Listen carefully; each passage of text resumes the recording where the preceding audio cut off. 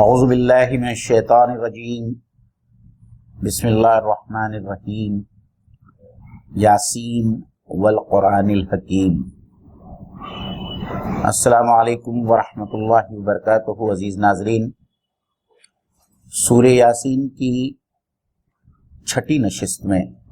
یا چھٹے حصے کو لے کر ہم لوگ حاضر خدمت ہیں۔ پچھلی نشست میں الحمدللہ اللہ تعالیٰ نے رسالت کا انکار کرنے والوں کے بارے میں جو باتیں بتائی ہے اس سورے میں، اور خاص طور پر اس بستی والوں کا واقعہ بیان کیا ہے کہ کس طریقے سے انہوں نے 3 رسولوں کو جھٹلایا اور اس کی پاداش میں اللہ تعالیٰ نے ان کے اوپر عذاب برسایا اور ان کا خاتمہ کر دیا۔ اب کی جو آگے آیتیں آنے والی ہے اس میں بالخصوص ان لوگوں سے اللہ تعالیٰ نے خطاب کیا ہے جو آخرت کے منکر ہیں، اور تاریخی واقعات کے بعد میں اللہ تعالیٰ نے یہاں آفاقی دلائل ان کے سامنے رکھے ہیں اور اپنے ربوبیت کے دلائل اور ایویڈنسز رکھے ہیں تاکہ لوگوں کو سمجھ میں آئے کہ آخرت شدنی ہے یا آخرت ہونے والی ہے۔ شاہ ولی اللہ محدث دہلوی نے 2 بڑے پیارے نام دیے ہیں۔ ایک تو وہ کہتے ہیں کہ تذکیر بے ایام اللہ، کہ نصیحت گزرے ہوئے دنوں کی مدد سے، تو تاریخی واقعات قرآن مجید میں جہاں جہاں بیان ہوئے ہیں وہ تذکیر بے ایام اللہ میں آتے ہیں، اور دوسری چیزوں کی مدد سے اللہ تعالیٰ جو تذکیر اور جو نصیحت کرنا چاہتا ہے اس کو تذکیر بے آیات اللہ کہتے ہیں۔ تو تقریباً آیت نمبر 32 سے لے کر آگے کی آیت نمبر 42 تک اللہ تعالیٰ نے بہت سارے اپنی نعمتوں کا بیان کیا ہے اور بہت ساری اپنی نشانیوں کا بیان کیا ہے۔ تو یہ تمام آیات تذکیر بے آیات اللہ کے ضمن میں آتے ہیں۔ تو انشاءاللہ تعالیٰ ہم ان تمام آیاتوں کو آپ کے سامنے رکھیں گے۔ مقصد یہی ہے کہ ان آیتوں کی تفسیر ہم کھل کر آپ لوگوں کے سامنے رکھیں۔ مولانا محترم میرے ساتھ میں ہیں، وہ ان آیتوں کا متن آپ لوگوں کے سامنے پیش کریں گے اور میں انشاءاللہ تعالیٰ ان کی ترجمانی پیش کروں گا۔ اعوذ باللہ من الشیطان الرجیم، بسم اللہ الرحمن الرحیم۔ أَلَمْ يَرَوْا كَمْ أَهْلَكْنَا قَبْلَهُمْ مِنَ الْقُرُونِ أَنَّهُمْ إِلَيْهِمْ لَا يَرْجِعُونَ وَإِن كُلٌّ لَّمَّا جَمِيعٌ لَّدَيْنَا مُحْضَرُونَ وَآيَةٌ لَّهُمُ الْأَرْضُ الْمَيْتَةُ أَحْيَيْنَاهَا وَأَخْرَجْنَا مِنْهَا حَبًّا فَمِنْهُ يَأْكُلُونَ وَجَعَلْنَا فِيهَا جَنَّاتٍ مِّن نَّخِيلٍ وَأَعْنَابٍ وَفَجَّرْنَا فِيهَا مِنَ الْعُيُونِ لِيَأْكُلُوا مِن ثَمَرِهِ وَمَا عَمِلَتْهُ أَيْدِيهِمْ أَفَلَا يَشْكُرُونَ سُبْحَانَ الَّذِي خَلَقَ الْأَزْوَاجَ كُلَّهَا مِمَّا تُنبِتُ الْأَرْضُ وَمِنْ أَنفُسِهِمْ وَمِمَّا لَا يَعْلَمُونَ صدق اللہ العظیم۔ جو آیتیں آپ لوگوں کے سامنے پڑھی گئی اس کا ترجمہ کچھ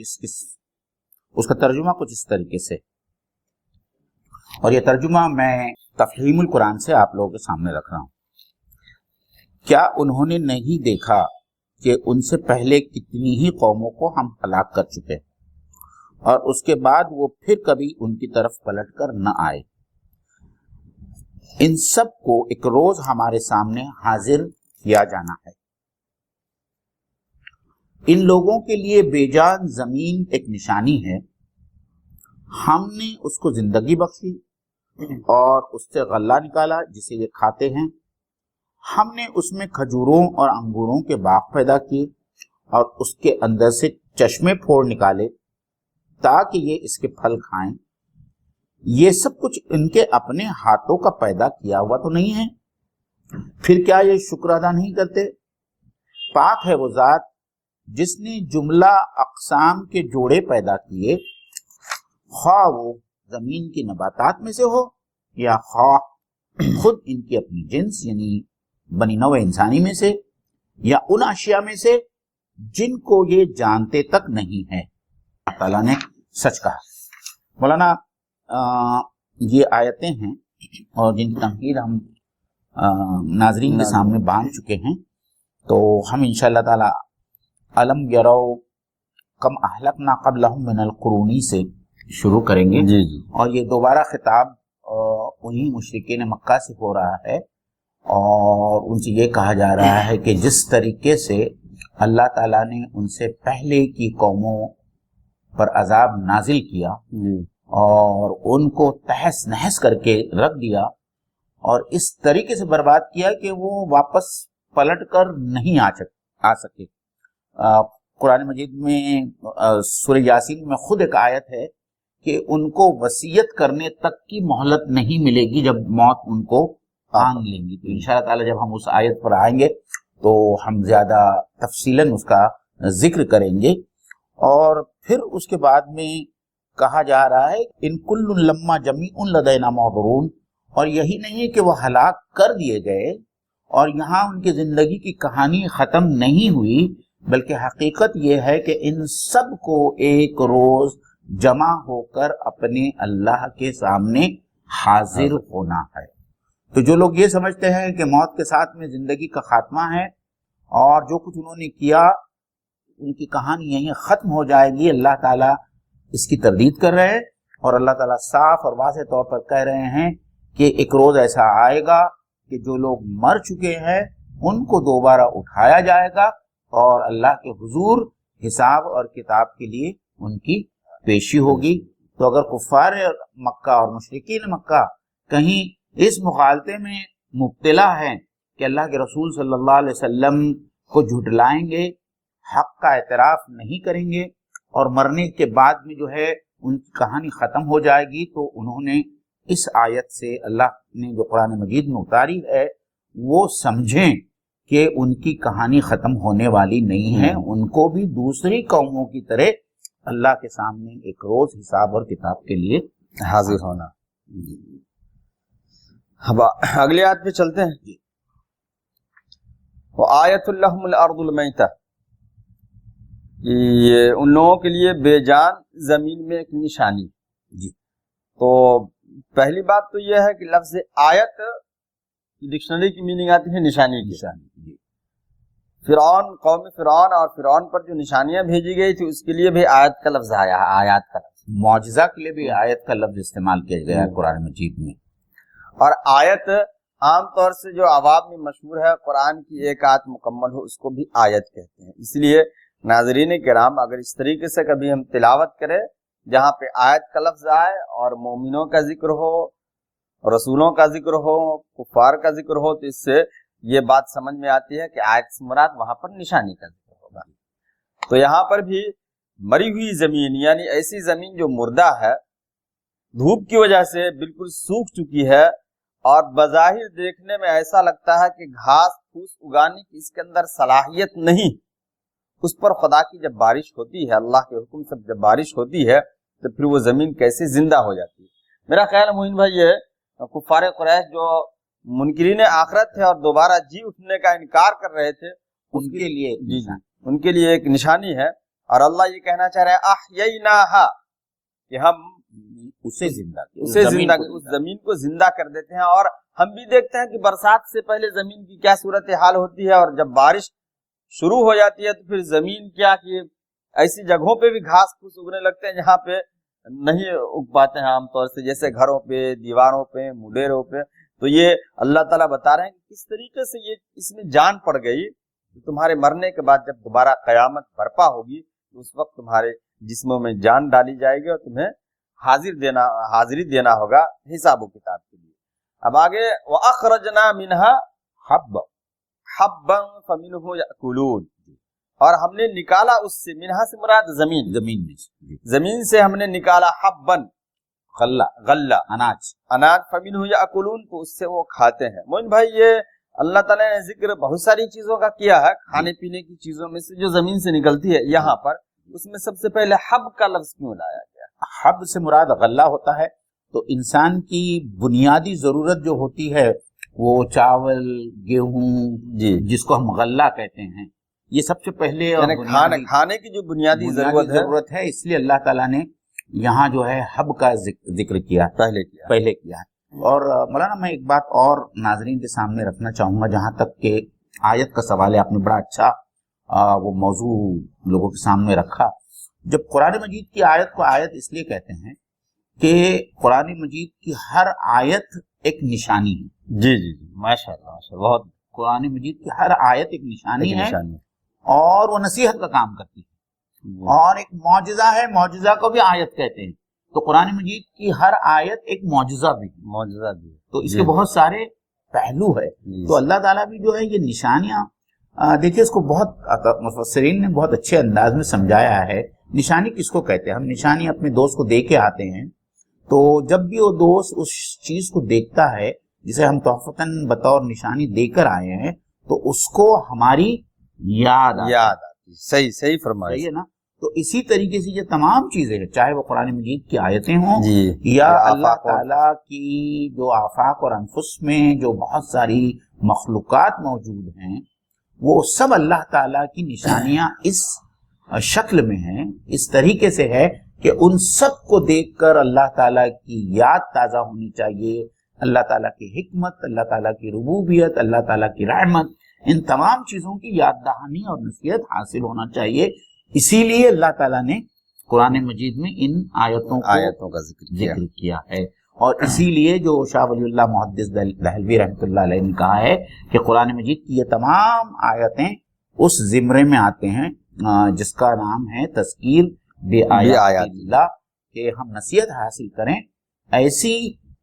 آیتوں سے جس کے اندر جو ہے اللہ تعالیٰ نے اپنی نشانیاں بتائی۔ تو یہ بہت اچھی بات مومن بھائی آپ نے پیش کیا، یہ جو کوئی نشانی دے جاتا ہے اپنے دوست کو، تو دیکھنے کے بعد یاد تازہ ہوتی ہے۔ اور دوسری ایک بات بڑی عجیب ہے، دیکھیے اس میں آپ نے جو اس کا ذکر کیا کہ اخرجنا منہا حبا فمنہ یاکلون، کہ اس میں سے ہم جو ہے دانا ڈالتے ہیں پہلے زمین میں، جی، اور دانا زمین میں ڈالنے کے بعد میں وہ دانا جو ہے فصل کی شکل میں باہر نکلتا ہے اور جس میں سے ہم کھاتے ہیں۔ تو آپ دیکھیں کہ پیچھے کی آیت سے اس آیت کے اندر کیسا تسلسل ہے، اور اللہ تعالیٰ کی کتاب کتنی مربوط ہے کہ اللہ تعالیٰ نے اس سے پہلے کہا، جہاں رکوع ختم ہو رہا ہے، کل لما جمیع لدینا محضرون، کہ آپ لوگوں کو زمین کے اندر دفن کیا جائے گا اور اس زمین میں سے آپ لوگ باہر آنے والے ہیں۔ بالکل اسی طریقے سے جس طریقے سے جب ایک دانے کو، ایک گٹھلی کو زمین کے اندر دبایا جاتا ہے اور پھر اللہ تعالیٰ جو ہے اس گٹھلی کو پھاڑ کر اور زمین کو پھاڑ کر اس سے جو ہے نباتات اگاتا ہے، درختوں کو اگاتا ہے، تو یہاں ایک بہت ہی لطیف اشارہ بھی ہے اور ربط بھی ہے پچھلی آیت، یعنی جس طریقے سے یہ زمین پھاڑ کر کے یہ پودا نکل رہا ہے، تمہیں بھی ایک دن زمین سے نکلنا ہے۔ اور سورہ عبس میں تو بہت کلیئرلی جو ہے مولانا بہت صاف طور پر یہ دونوں باتوں کو ایک کے بعد دیگرے رکھا گیا ہے، دو پلڑے پہ ایک دم رکھا گیا ہے کہ ہم نے تم کو پیدا کیا کس شے سے، پھر اس کے بعد میں ہم نے تم کو مارا، پھر ہم نے تم کو قبر میں اتارا، اور پھر ہم جب چاہیں گے ہم تم کو اس میں سے باہر نکالیں گے، اور پھر اس کے بعد میں جو ہے اللہ تعالیٰ نے پورا اس کا ذکر کیا ہے کہ ہم نے آسمان سے بارش کو برسایا اور انبتنا فیہا حبا، پھر اس کے بعد میں جب سب چیزیں، تو اللہ تعالیٰ نے دو چیزوں کے سفر کے بارے میں بتایا ہے وہاں، ایک انسان کا سفر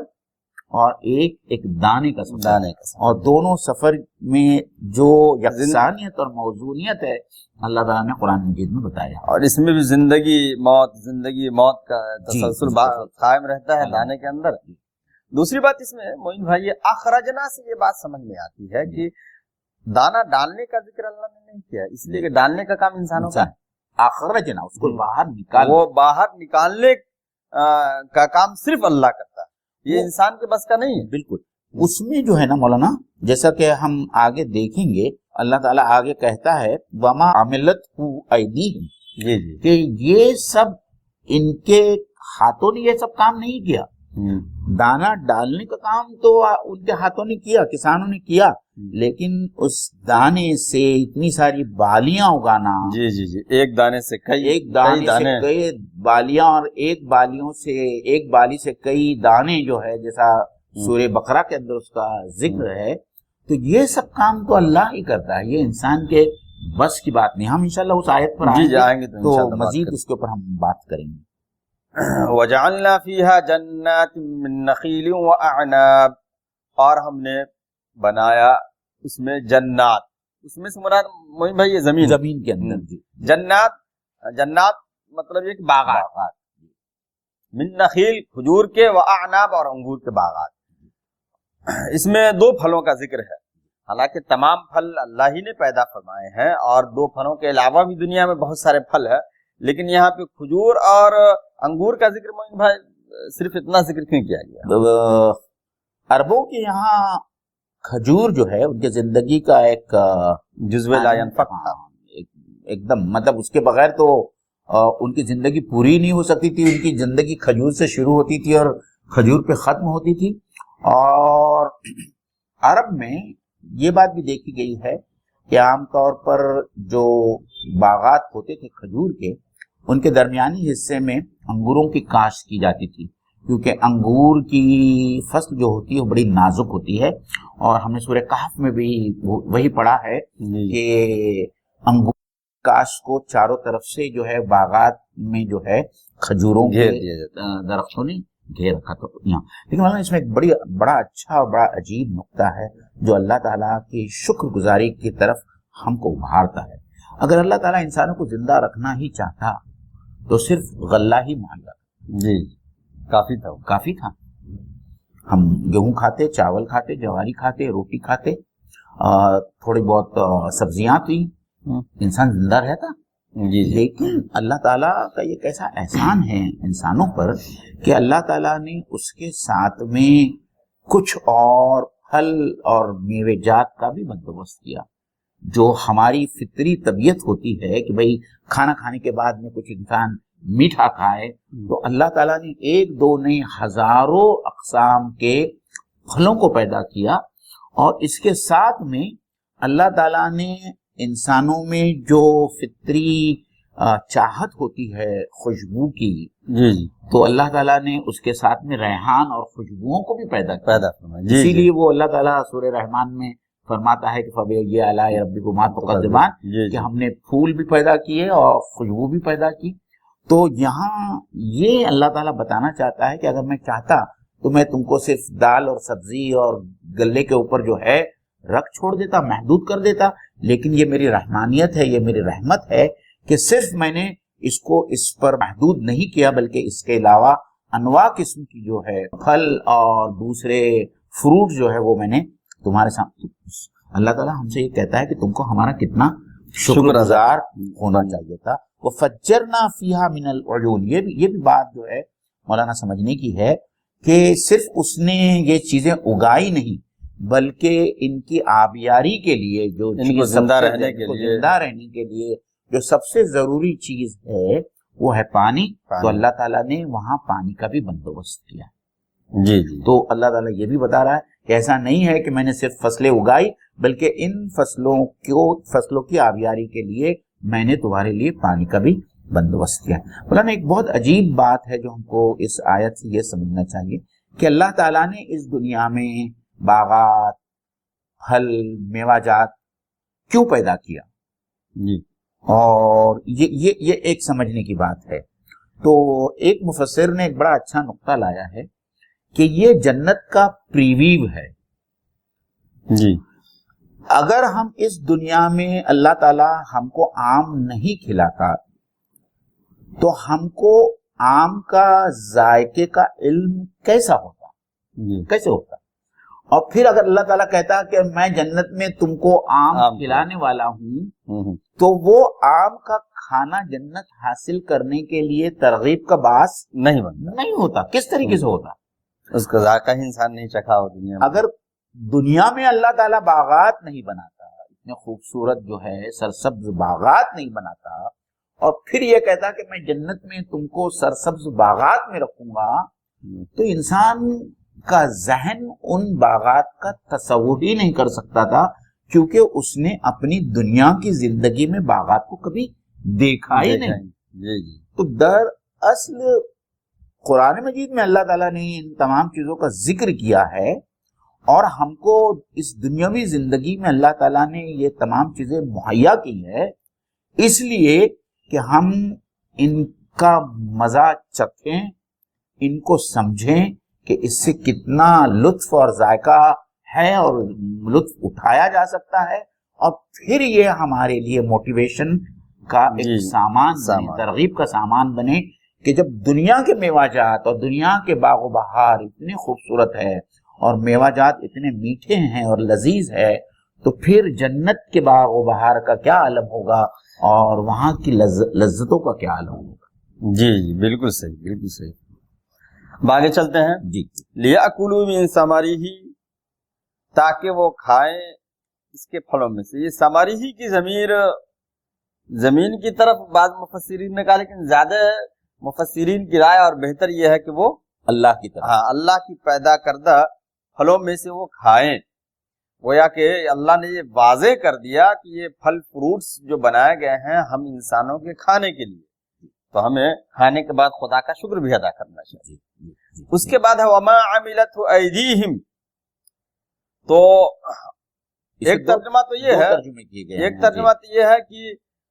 ان کے ہاتھوں نے کچھ کام نہیں کیا، یعنی یہ جو پھل اگائے گئے ہیں، یہ جو اناج اگائے گئے ہیں، یعنی زمین سے اگنے والی جتنی چیزیں ہیں یا زندگی گزارنے کے لیے جو ضروری چیزیں ہیں، وہ سب انسانوں نے خود سے اپنے ہاتھ سے پیدا نہیں کی، بلکہ انسانوں نے جو چیزیں پیدا کی ہیں اگر کچھ بھی پیدا نہ کیے ہو تو پھر بھی زندگی گزر رہی ہوتی۔ یہ تو آشائش کے لیے لوگوں نے بنایا۔ خیر، تو وما عملت ایدیہم کا ایک تو ما نافیہ ہے، ما نافیہ نے نہیں کا ترجمہ ہے کہ ان کے ہاتھوں نے کچھ نہیں کیا، جو کیا خدا نے کیا، اور ماں کا دوسرا مطلب یہ ہے کہ الذی کے معنی میں ہے، الذی کا مطلب جو وما عملت ایدیہم، اور یہ انسان وہ چیز بھی کھاتے ہیں جو ان کے ہاتھ بناتے ہیں اللہ کی پیدا کردہ چیزوں میں سے، جیسے آم پکنے سے پہلے توڑ کے اس کا اچار بنا لیے، جی، گلے سے ہم نے روٹی بنا لی، جی جی جی، اور جس طریقے سے اور چاٹ مسالے وغیرہ استعمال کر کے سلاد بنا لیے، یعنی اللہ نے جن جن پھلوں کو پیدا کیا کھانے کے لیے، ہم نے اپنی محنت لگا کر اس کو اور دوسرے طریقے سے ہم کھانا شروع کر دیے، تو ایک ترجمہ تو یہ ہو سکتا ہے۔ لیکن بہت سارے مفسرین مولانا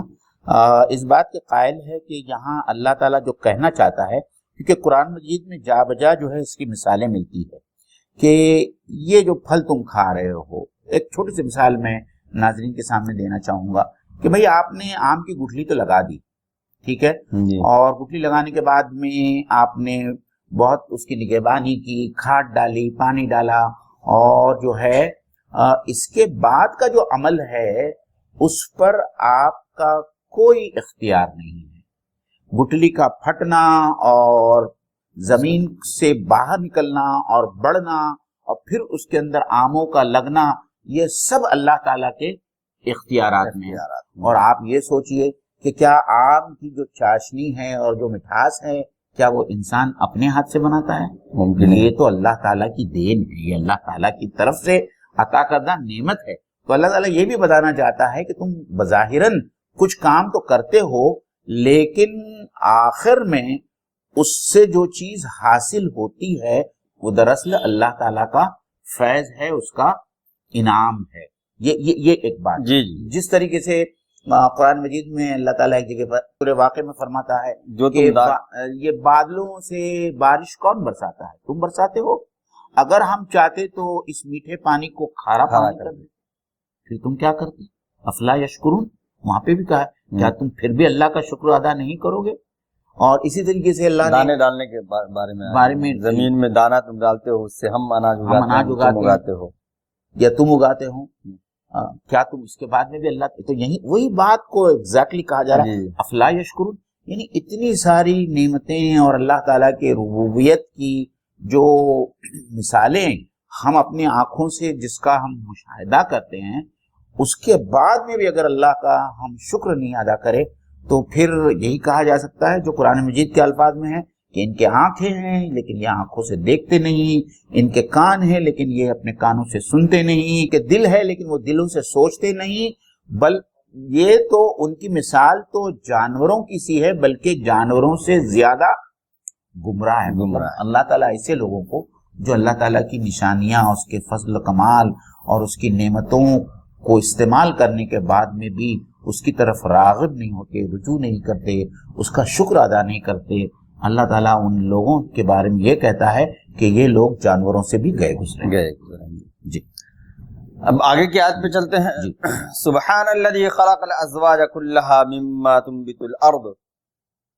ومن انفسهم ومما لا يعلمون۔ پاک ہے وہ ذات جس نے جملہ اقسام کے جوڑے پیدا کیے۔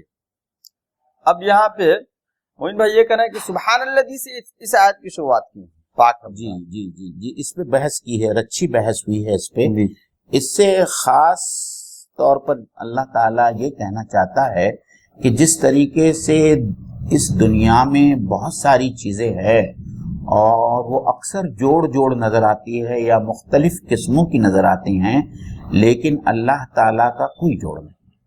جی اللہ تعالیٰ واحد ہے، وطر ہے،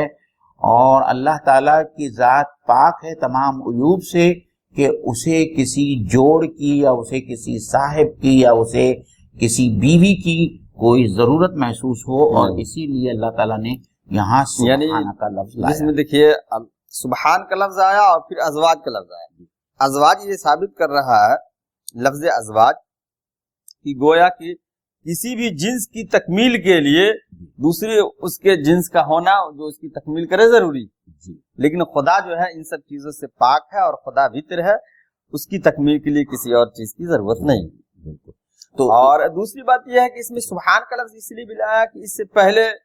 اور اس سے بعد کی آیتیں بھی ہے، اور پہلی آیتوں میں بھی خدا کے جو منکرین ہیں ان کو یہ بتایا جا رہا ہے کہ تم جو شرک کر رہے ہو خدا کے ساتھ، اللہ تو ہر چیز سے پاک ہے۔ آپ کچھ کہنا چاہ رہے ہیں؟ جی میں یہ کہنا چاہتا تھا کہ اس میں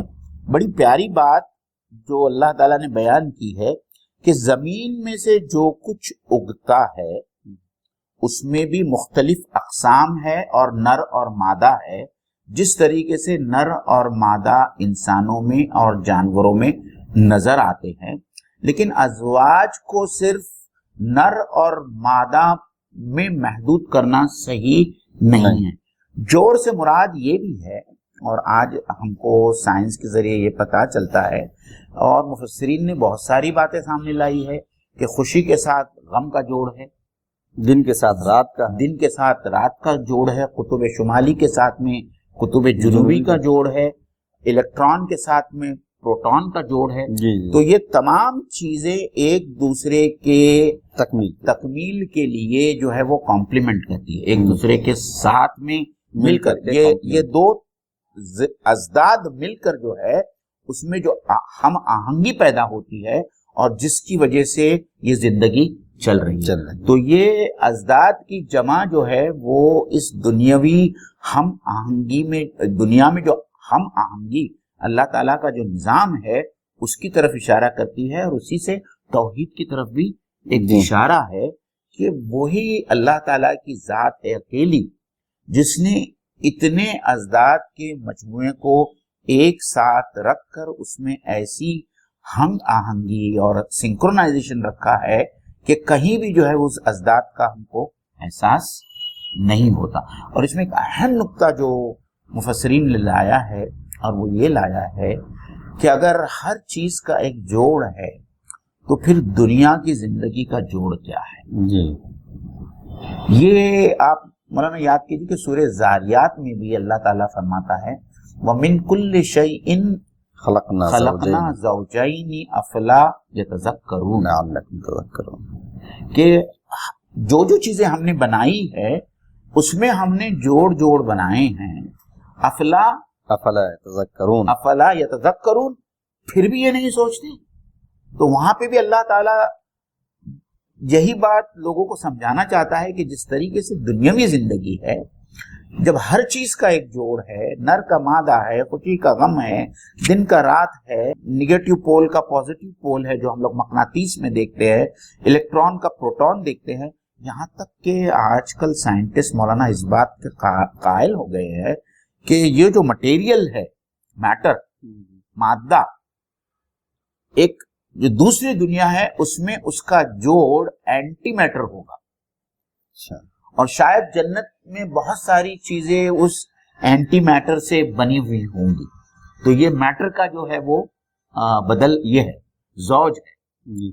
ایک بات. اور دوسری بات یہ کہ اللہ تعالیٰ کہنا چاہتا ہے کہ جب دنیا کی زندگی ہے تو اس کا ظاہری بات ہے کہ اس کا بھی کوئی جوڑ ہونا چاہیے، اور وہ جوڑ جو ہے وہ آخرت کی زندگی ہے. تو ہم دنیا کی زندگی کو تو ہم دیکھتے ہیں اور اس کے لیے اتنی ساری کوششیں کرتے ہیں، لیکن آخرت کی زندگی جو آنے والی ہے اور جو ہمیشہ ہمیشہ کے لیے رہنے والی ہے، اس کے لیے ہم کچھ بھی کوشش نہیں کرتے. موین بھائی، ایک بات، یہ ازواج کو اس طریقے سے بھی سمجھا جا سکتا ہے، جوڑ کو. نبی اکرم صلی اللہ علیہ وسلم کے زمانے میں جو کھجوروں کی تعبیر کا معاملہ تھا، آپ صلی اللہ علیہ وسلم نے کہا کہ کیوں ایسا کرتے، نخل کا جو واقعہ تھا، تو اس سال پھل کم آئے، آپ صلی اللہ علیہ وسلم نے تعبیر نخل سے منع فرما دیا، تو اس سال پھل کم آئے، تو پھر اگلی سال آپ صلی اللہ علیہ وسلم نے کہا کہ انتم اعلم بامور دنیاکم، تم لوگ اپنی دنیاوی معاملے کے تعلق سے زیادہ بہتر جانتے ہو. تو اس سے یہ اندازہ ہے کہ اس زمانے میں بھی لوگ تعبیر نخل کیا کرتے تھے، یعنی نر اور مادہ کو ایک ساتھ ملایا کرتے تھے تاکہ پھل زیادہ آئے. اگرچہ اس زمانے میں تو اور زیادہ ترقی ہونے کی وجہ سے جو آج کل جو ہائبرڈ فروٹس آ رہے ہیں وہ سب اسی کا نتیجہ ہے. جی. اور نر اور مادہ پہ مولانا ایک بڑا اچھا واقعہ مجھے یاد آیا. میں اکثر و بیشتر ناظرین کے سامنے گیری ملر اور مراد ہافمن وغیرہ کا ذکر کرتے رہتا ہوں. مراد ہافمن کی جو کتاب ہے دا امیزنگ قرآن، جو میں اکثر اپنے غیر مسلم ساتھیوں کو دیتا رہا ہوں، اس میں نے ایک بار سورۃ اللحد کی جو بات کی تھی، میں آج وہ دہرانا نہیں چاہتا ہوں، لیکن میں ایک دوسری بات جو ہے وہ نر اور مادے کے بارے میں جو انہوں نے، جس سے وہ بہت مرعوب ہوئے تھے، انہوں نے کہا کہ قرآن مجید میں جہاں جہاں نحل کا ذکر آیا ہے، شہد کی مکھی کا، وہاں اللہ تعالیٰ نے اس کے لیے مؤنث کا صیغہ استعمال کیا ہے، انتخذی من الجبال بیوتا، مؤنث کا صیغہ. مؤنث کا صیغہ 1400 سال پہلے کسی کو پتا تک نہیں تھا کہ شہد کی مکھیوں میں بھی نر اور مادہ ہوتے ہیں. شہد کی مکھیوں میں بھی نر اور مادہ ہوتے ہیں. وہ آج اس صدی میں لوگوں کو، سائنٹسٹ کو اور بایولوجسٹ کو معلوم ہوا ہے کہ شہد کی مکھیوں میں نر اور مادہ ہوتے ہیں، اور یہ پھولوں سے رس چوسنے کا کام صرف اور صرف جو ہے وہ مادہ شہد کی مکھی کرتی ہے. اور یہ بات محمد صلی اللہ علیہ وسلم کیسے مانتے؟ ممکن نہیں ہے، ممکن ہی نہیں. اور اس لیے اس نے کہا کہ یہ کوئی انسانی کلام نہیں ہو سکتا، دس از اے ڈیوائن اسکرپچر. اور پھر جو ہے وہ ایمان لائے تھے، اور ایسی بہت ساری مثالیں انہوں نے دا امیزنگ قرآن کے اندر رکھی ہے. بہت نقطے کی بات آپ نے بتایا کہ وہ نر اور مادہ جو اس میں بھی ہے، اور یہ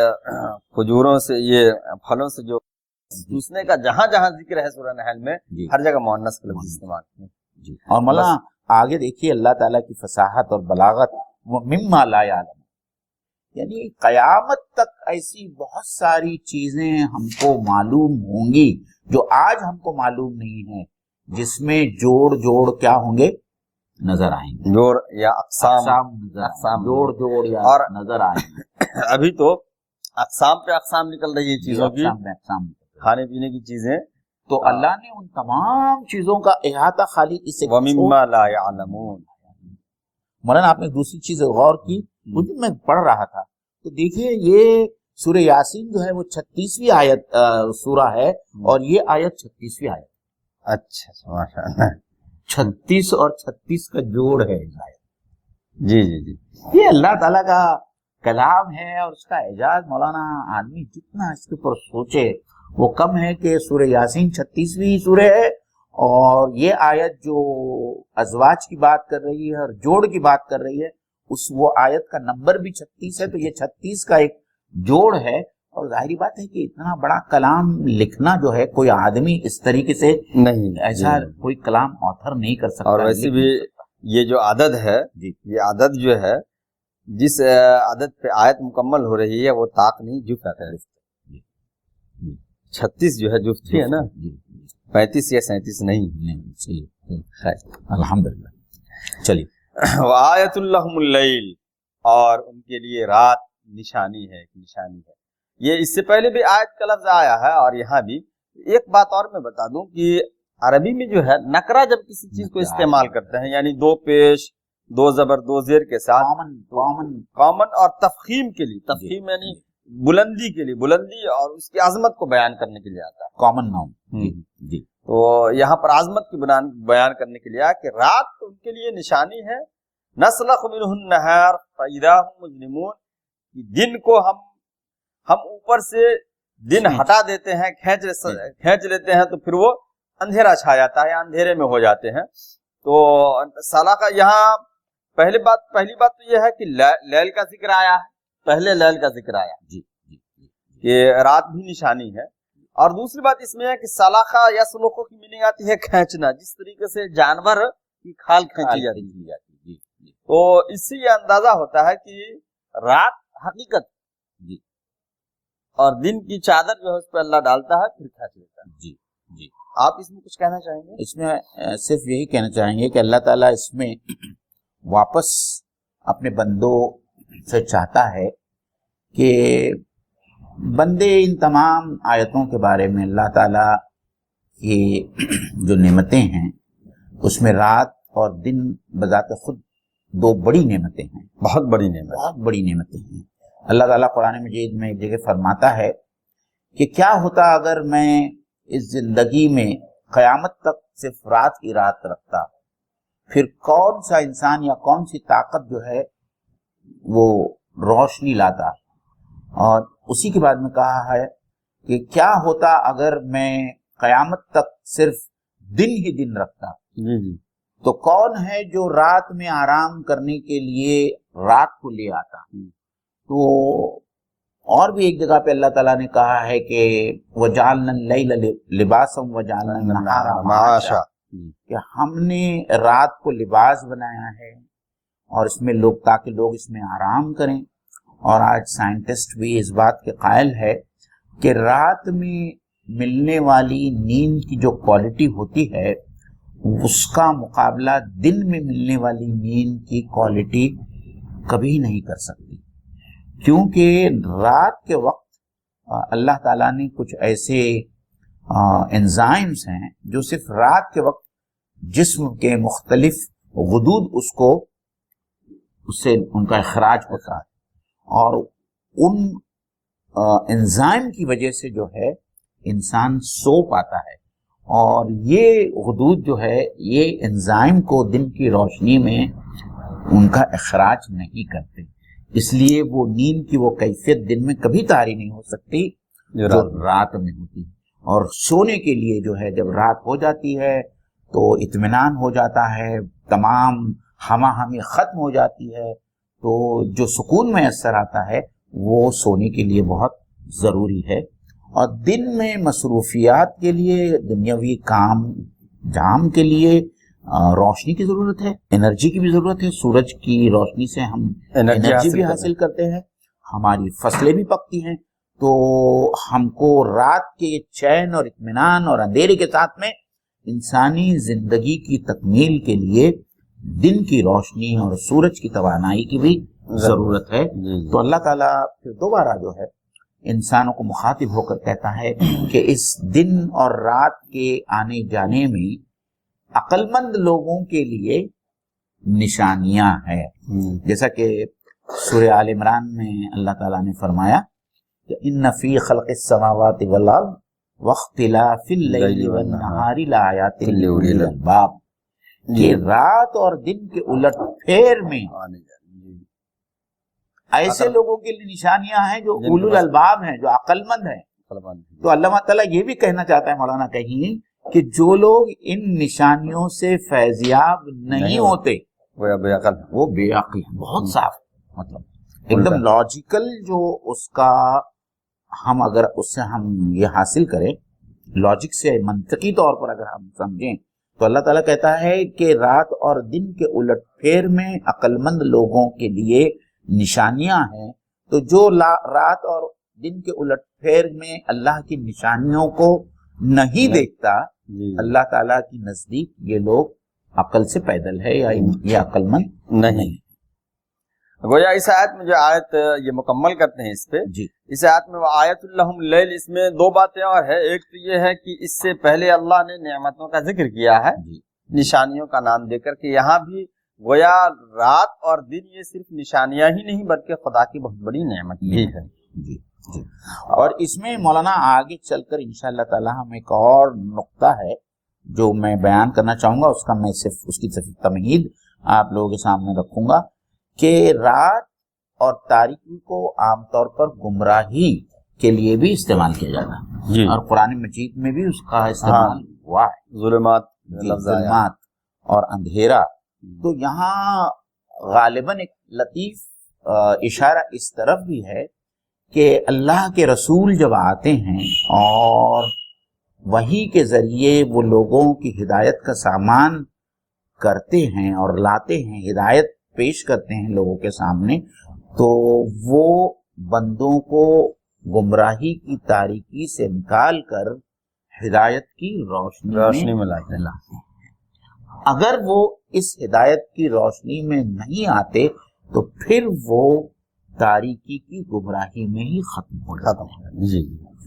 تو یہ بہت اہم بات ہے جو اس آیت سے جو ہے نکلتی ہے، ایک لطیف اشارہ ہے اللہ تعالیٰ کی طرف کہ اللہ تعالیٰ نے اپنے رسولوں کو بھیجا، اس کے بعد میں آپ نے آخری رسول کو بھیجا جس کے ساتھ میں یہ قرآن مجید جیسی عجیب جس اعجاز سے بھری ہوئی کتاب کو بھیجا اور ہدایت کا انتظام کیا۔ اب انسان کو چاہیے کہ وہ اس تاریکی سے باہر آئے، گمراہی کی تاریکی سے باہر آئے اور ہدایت کے اس وہ آفتاب جو روشن ہے جو ہم آگے ذکر کریں گے اس کی روشنی میں جو ہے اپنی زندگی کو بتائیں۔ بولا نا وہ ربعی بن عامر رضی اللہ تعالیٰ عنہ کا جملہ یاد ہے آپ کو؟ اللہ ابتعثنا لنخرج من شاء من عبادت العباد الى عبادت اللہ وحدہ ومن ضیق الدنیا الى سعتها ومن جور الادیان الى عدل الاسلام۔ تو اس میں بھی جو ہے اسی بات کا ذکر ہے کہ اللہ کے حکم سے ہم اللہ کے بندوں کو دنیا کی تنگی سے نکال کر آخرت کی وسعتوں کے لیے بلا رہے ہیں۔ جی جی، من جور الادیان الى عدل الاسلام، اور دیگر مذاہب کے مظالم سے ہم اسلام کے عدل اور انصاف کی طرف لا رہے ہیں۔ بات اور مجھے اس آیت سے یہ بات دیکھیے کہ ازواج پہلے، اس سے پہلی والی آیت میں ازواج کا لفظ آیا جس میں جوڑوں کا ذکر آیا جی، اور ٹھیک اگلی آیت میں اللہ تعالیٰ نے ایسے دو جوڑوں کا ذکر کیا ہے جو دنیا کی بہت بڑی حقیقت، یعنی دن اور رات، انسان کے وجود کے لیے یہ سب سے بڑی حقیقت ہے اور اس کا انکار کوئی نہیں کر سکتا ہے، یہ بھی دو جوڑوں میں ہے۔ بات کو ہم سمیٹتے ہوئے جو ہے انشاءاللہ تعالیٰ آج کی نشست کو ہم یہاں ختم کرتے ہیں۔ عزیز ناظرین، آج ہم نے جو آیتیں پڑھی ان آیتوں میں اللہ تعالیٰ نے آفاق اور انفس کی جو آیتیں پیش کی اور اس سے اپنے ربوبیت کی دلائل سامنے رکھے اور آخرت کے دلائل سامنے رکھے، اور خاص طور پر اللہ تعالیٰ انسانوں کو یہ کہنا چاہتا تھا، اور آج بھی بہت سارے مسلمان ہیں جو اللہ تعالیٰ کا شکر ادا نہیں کرتے۔ مجھے کسی ایک بہت بڑے صوفی کا کوئی قول یاد آتا ہے کہ جب وہ کھانا کھانے بیٹھتے تھے اور اپنے سامنے کھانا جب دیکھتے تھے تو ان کی آنکھوں سے آنسو جاری ہو جاتے تھے، اور ان سے جب پوچھا جاتا تھا کہ وہ کیوں رو رہے ہیں تو وہ کہتے ہیں کہ تم کو پتہ نہیں ہے کہ دنیا کے کس کس حصے سے میرے رب نے میرے پلیٹ میں جو رزق ہے وہ میرے لیے یہاں سامنے رکھا ہے تاکہ میں اس کو کھا سکوں۔ جی، تو یہ انسان کے سمجھ میں یہ ایک بات آ جائے کہ یہ جو اناج کھا رہا ہے یہ زمین سے نکلا ہوا اناج ہے، یہ اناج اور جو کچھ بھی وہ کھا رہا ہے دنیا کے مختلف حصوں سے اللہ تعالیٰ نے ایسا انتظام کیا ہے کہ وہ بر وقت اس کے پلیٹ میں اس کے رکابی میں حاضر ہے. میں تو کبھی کبھی صرف مولانا چائے کے بارے میں سوچتا ہوں کہ میں جو چائے پیتا ہوں اس میں چائے کی پتی دارجلنگ سے آتی ہے، پانی ویترنا سے آتا ہے، دودھ کسی کے اور طبیلے سے جو ہے وہاں کی بھینسوں کا دودھ آتا ہے، شکر سانگلی اور کولہاپور میں بنتی ہے وہاں سے آتی ہے، تب جا کر یہ چائے کی پیالی مجھے ملتی ہے. اور اللہ تعالیٰ کی لاجسٹکس اتنی زبردست ہے کہ اللہ تعالیٰ نے جن جن چیزوں پر میرا نام لکھا تھا وہ تمام چیزیں میرے سامنے پیالی میں یا میرے رکابی میں جمع ہو جاتی ہے اور میں اس کو کھاتا ہوں. تو اگر ہم صرف اسی بات پر ہم غور کریں تو بے ساختہ جو ہے ہم اللہ تعالیٰ کی شکریہ اور شکر ادا کرنے پر جو ہے مجبور ہو جائیں گے. اور جب تک یہ احساس تشکر انسان کے اندر نہیں جاگتا اس وقت تک احساس عبودیت کا جاگنا محال ہے. تو اگر ہم چاہتے ہیں کہ ہمارے احساس